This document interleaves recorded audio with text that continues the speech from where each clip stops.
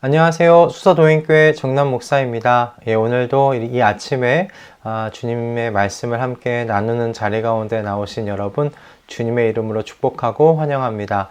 오늘 이 자리 가운데 주님께서 또 준비해 놓으신 말씀의 은혜가 있을 줄로 믿습니다. 우리가 겸손하게 주님께서 무엇이든 말씀하시면 그 말씀이 주님께서 내게 하시는 말씀이라고 부드러운 마음으로 받아 누리는 귀하고 복된 말씀의 은혜가 여러분 모두에게 있기를 바랍니다. 우리 함께 기도함으로 하나님께서 준비해 주신 말씀의 자리 가운데 함께 나아가도록 하겠습니다. 기도하겠습니다. 하나님, 오늘 우리에게 주님의 말씀의 자리 가운데 있게 하신 것을 감사드립니다. 주님, 저희들의 심령을 주의 말씀의 그 영광으로 가득 채워주십시오. 주님의 성령께서 우리를 인도해 가실 때 주의 말씀을 더욱더 깊이 깨닫고 누리고 즐거워함으로 우리 삼위일체 하나님을 더 깊이 인격적으로 알아갈 수 있도록, 말씀을 통해 만날 수 있도록 주님 인도하여 주시옵소서. 그래서 주님의 나라에 대한 소망과 주님에 대한 소망으로 아버지 우리의 영혼이 충만해질 수 있도록, 그래서 육으로 사는 삶이 아니라 영으로 살아내는, 성령으로 또한 살아내는 우리 말씀동행 모든 식구들 다 될 수 있도록 주님 역사하여 주시옵소서. 오늘도 우리의 이 소원대로 함께 이루어 가실 주님을 찬양하오며 우리 주 예수 그리스도의 이름으로 기도드립니다. 아멘. 오늘 우리에게 주시는 하나님의 말씀은요, 창세기 28장 6절에서 9절의 말씀입니다. 창세기 28장 6절에서 9절까지의 말씀입니다. 제가 봉독해 올리겠습니다. 에서는 이삭이 야곱에게 복을 빌어주고 그를 밧단 아람으로 보내어 거기에서 아내감을 찾게 하였다는 것을 알았다. 에서는 이삭이 야곱에게 복을 빌어주면서 가나안 사람의 딸들 가운데서 아내감을 찾아서는 안 된다고 당부하였다는 것과 야곱이 아버지와 어머니의 말에 순종하여 밧단 아람으로 떠났다는 것을 알았다. 에서는 자기 아버지 이삭이 가나안 사람의 딸들을 싫어한다는 것을 알고 이미 결혼하여 아내들이 있는데도 이스마엘에게 가서 그의 딸 마할랏을 또다시 아내로 맞이하였다. 마할랏은 느바요의 누이이며 아브라함의 손녀이다. 아멘. 네, 오늘 이 본문 속에 등장하고 있는 에서는 이삭과 리브가의 그 아픈 자녀이지 않았을까, 그런 생각을 이 본문을 계속 묵상하면 묵상할수록 그런 생각이 들었습니다. 에서는 부모의 사랑, 특별히 아버지의 사랑을 갈구했던 그런 자녀로서 본문에서 보입니다. 그는 야곱이 아버지 이삭으로부터 장자의 축복을 가로챈 뒤부터 이 이삭과 야곱의 사이를 주목했던 것 같습니다. 계속 주시하고 관찰했어요. 그렇기 때문에 야곱이 어머니 리브가와 아버지 이삭의 권면을 따라서 밧단 아람으로 떠났다는 것을 그래서 알게 되었다는 것이 본문 원어상의 의미입니다. 사실 이때가 에서가 야곱을 살인할 수 있는, 죽일 수 있는 가장 좋은 기회였지요. 밧단 아람으로 떠나는 그 길에 또 쫓아가서 빈들에서 죽이려면 사실 죽일 수 있었던 때였습니다. 그러나 에서가 그렇게 하지 않아요. 그런 이유가 27장 41절 말씀, 창세기 27장 41절 말씀을 볼 때에 그 말씀 속에 아버지가 살아생전에 동생을 살인하는 이 일이 불효라는 것을 에서가 그렇게 생각하고 마음먹고 있었다는 것을 보게 됩니다. 그러므로 사실 야곱이 밧단 아람으로 무사히 갈 수 있었던 것은 에서가 아버지 이삭을 향한 사랑의 마음을 가지고 있었기 때문이라고 충분히 생각해 볼 수 있겠습니다. 더군다나 여러분, 에서가 이스마엘 가문으로 가서 아내를 맞이한 것, 그 원인이 어디입니까? 아버지 이삭에 대한 마음 때문이었습니다. 아버지 이삭이 그 가나안 사람들의 딸들 때문에 힘들어하고 마음 아파하고 불편해했다는 것을 이제 에서가 안 거예요. 본문을 보면 개역개정에서는 이렇게 번역이 되어 있는데요. 가나안 사람의 딸들이 그의 아버지 이삭을 기쁘게 하지 못하는지라. 원문이 가지고 있는 의미를 조금 더 그냥 단어의 뜻대로 해석을 해보면 이 말은 가나안 사람의 딸들이 아버지 이삭에게 악을 행하였다라는 그런 의미로도 해석이 될 수가 있습니다.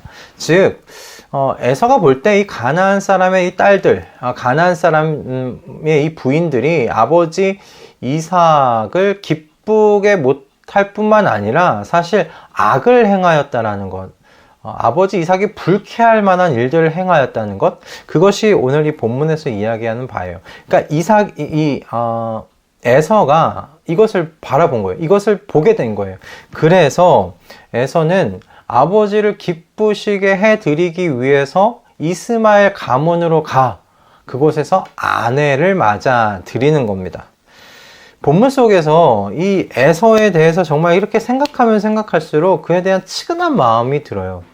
야곱을 향한 부모의 마음을 어떻게든 좀 돌이켜보고 싶어서 특히 아버지의 사랑과 관심을 다시 얻기 위해 애쓰는 이 에서의 모습이 이게 안타깝다라는 마음까지 듭니다. 에서는 진짜 참으로 육신적인 사람이었고 참으로 세속적인 사람 맞습니다. 그러나 동시에 그는 아버지 이삭에 대한 효심이 있었던 아들이기도 했어요. 근데 정말 안타까운 건 그가 이 지식과 지혜가 없었던 사람이라는 겁니다.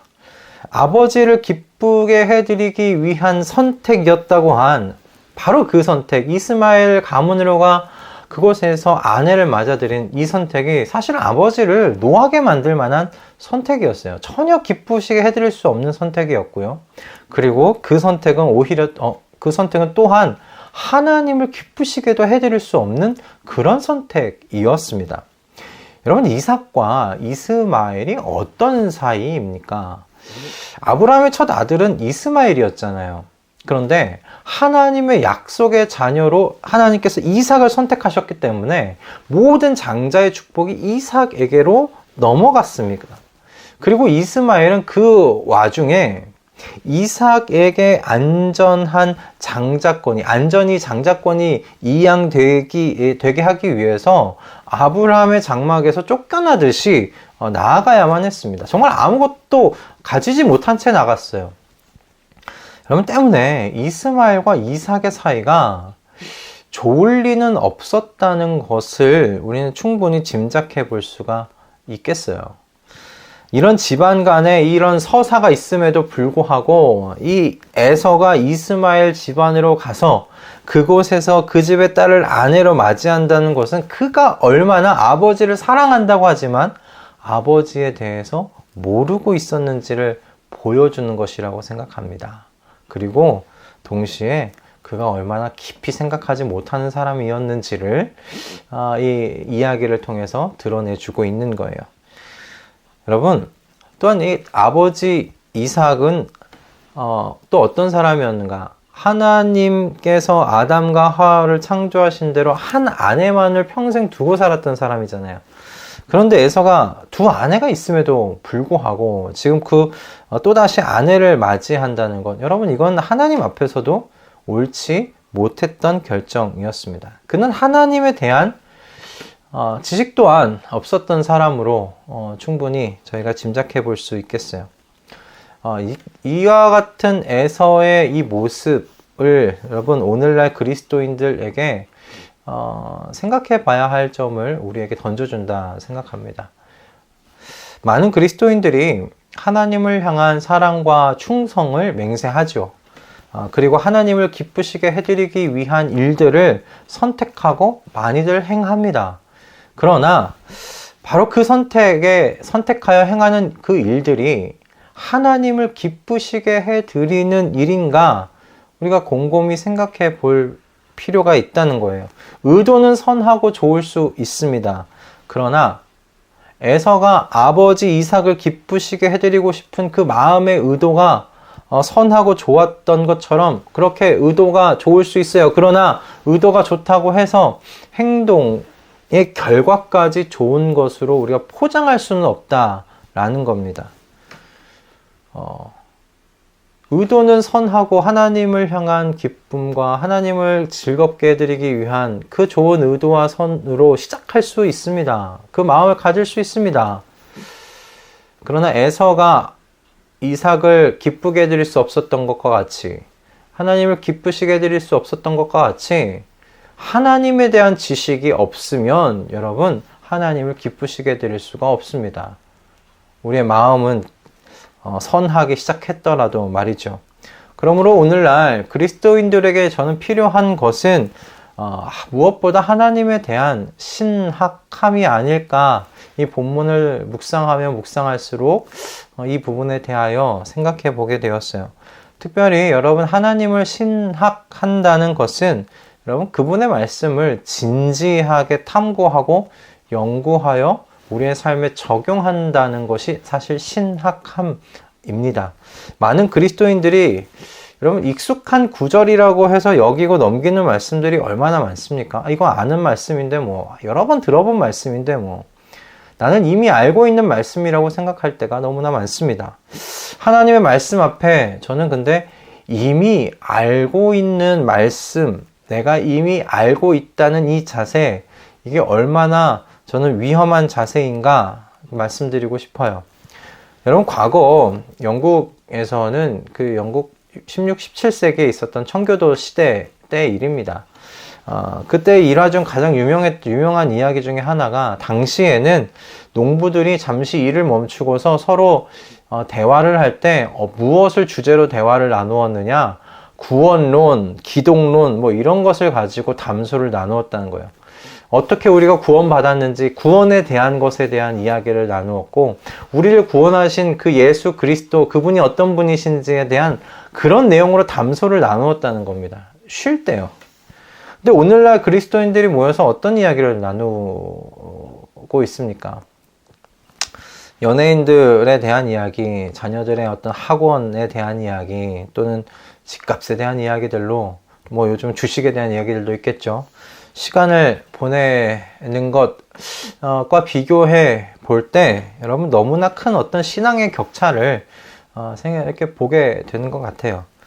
말씀동의 식구 여러분, 하나님의 말씀이 정말 어떤 의미를 가지고 있는지 정말 뜻과 정성과 힘을 들여서 우리 함께 살펴보았으면 합니다.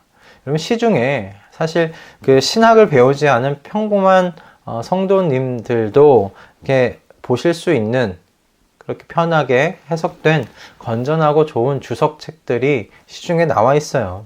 그러니까 하나님에 대한 신학함을 여러분 삶의 자리에서 실천해 가기 위해 그런 부분들을 또 사서 공부도 하고, 그러면서 하나님의 그 말씀이 정말 그것을 의미하고 있는지, 이 문맥상에서 무엇을 말하고 있는지, 하나님께서 여기서 두신 그 마음이 무엇인지를 그럼 연구해 볼 필요가 있지 않겠습니까? 탐구해 볼 필요가 있지 않겠습니까? 해보려고 한다면 여러분, 지금은 많은 것이 준비된 그런 시대입니다. 여러분, 말씀동의 식구 모든 여러분, 의도만 좋아서는 안 됩니다. 의도만 좋아서는 안 돼요. 누구나 좋은 의도는 가질 수 여러분 있습니다. 그러나 하나님의 마음을 기쁘시게 해드리는 실행은 아무나 할 수는 없는 것 같아요. 오늘 에서의 이 이야기를 통해 볼 때 그렇습니다. 성령님의 여러분 도움을 받아 하나님의 성품과 그리고 그분이 남기신 여러분 말씀을 진지하게 탐구하고 연구해 나아가는 우리 말씀동의 식구들이 되었으면 합니다. 이거 다 내가 아는 말씀인데 내가 여러 번 설교를 통해서 들어본 말씀이야 라고 넘기시지 마시고, 하나님께서 우리에게 두신 이 말씀은 여러분 파고 또 파고 들어도 볼 때마다 새로운 것이 하나님께서 우리에게 주신 말씀이 아니겠습니까? 그렇게 새롭게 말씀이 새롭게 다가오는 것은 우리의 하나님께서 우리의 상상을 초월하실 만큼 크신 하나님이시기 때문에 그렇습니다. 그분을 알 수가 없습니다. 우리는 평생을 우리가 이곳에서 주신 말씀을 묵상하고 또 묵상해도 그분의 마음을 다 헤아려 드릴 수가 없습니다. 그만큼 여러분, 우리에게 주신 이 말씀을 계속 연구해야 합니다. 탐구해야 됩니다. 그래서 그분이 두신 뜻을 더욱더 뜻에 가깝게 우리가 깨닫고 알아가야 합니다. 그럴 때 우리의 좋은 의도로 하나님을 기쁘시게 해드리려는 그 모든 선한 목적을 가진 행동들이 선한 열매를 맺지 않겠느냐 생각이 들어요. 물론 하나님의 성령께서 선한 열매를 맺도록 우리를 인도해 가실 것입니다. 우리의 실수 또한 하나님께서 귀히 사용하실 것입니다. 그러나 그건 하나님께서 하실 몫이죠. 우리가 해야 할 몫은 우리가 열심히 해 나가야 되지 않겠습니까? 사랑하는 우리 말씀동행 식구 여러분, 아는 말씀이라고 그냥 그곳에 멈추지 마시고 탐구하고 연구하면서 하나님의 말씀 속에 담겨 놓아져 있는 하나님 아버지의 마음을 길러내시는 우리 사랑하는 말씀동행 식구들 되기를 원합니다. 여러분, 제가 하나님의 말씀을 이렇게 묵상하고 길러내서 전달하지만 이 전달함이 정말 그 말씀이 여기서 이야기하는 것이 맞는지 여러분들도 좀 살펴보셔야죠. 그쵸? 그러면서 확신을 갖게 되고 그 확신을 가지고 우리의 말씀, 하나님께서 주신 선한 의도를 우리의 삶 속에서 실행하고 실천해 나아가는 것 아니겠습니까? 그러니 여러분 탐구하시는 만큼, 연구하시는 만큼 하나님의 성령께서 깨닫게 하시고 그 가운데서 그 말씀에 대한 확신 가운데 여러분이 붙잡힐 줄로 믿습니다. 그렇게 붙잡힐 때 우리가 힘있게 하나님께서 우리에게 주신 마음, 그 선한 의도, 그것이 선한 열매로 풍성하게 맺혀지도록 하나님께서 인도해 가실 줄 믿습니다. 그 자리까지 함께 나아가시는 저와 우리 사랑하는 말씀동행 식구들 다 되실 수 있기를 바랍니다. 우리 함께 기도하겠습니다. 하나님, 오늘 우리에게 귀한 말씀에 은혜를 허락하여 주셔서 감사합니다.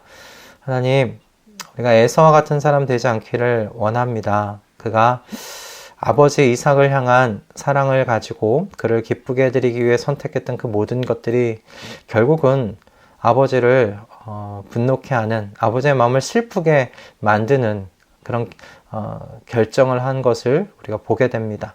하나님, 우리가 주님에 대하여 선한 목적과 선한 마음을 품고 있을 수 있지만 주님에 대해 저희가 잘 모른다면 주님께서 주신 말씀을 저희가 그냥 내가 알고 있었던 말씀이지 뭐 하고 치부하고 그냥 넘어갈 때 우리가 주님께서 주신 선한 의도와는 달리 악한 열매를 맺는 그런 결정들을 할 수 있지 않겠습니까?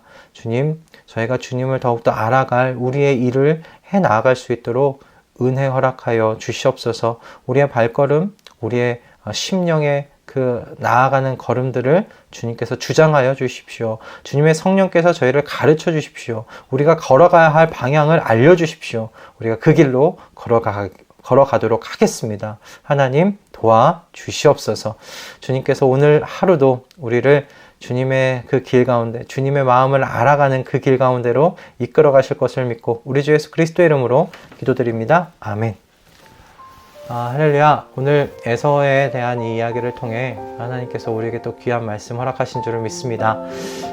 의도만 좋아서는 안 됩니다. 여러분, 그것을 실행하고 결정하는 데 있어, 실행해 나아가는 데 있어서 하나님에 대한 지식을 가지고 하나님의 성품이 어떠한지를 알고 그 좋은 의도가 좋은 열매를 맺도록 해 나아가야 될 줄로 믿습니다. 그럴 때 하나님의 성령께서 우리를 풍성하게 이렇게 인도하시며 이끄실 것을 우리가 확신할 수 있지 않을까 그런 생각이 듭니다.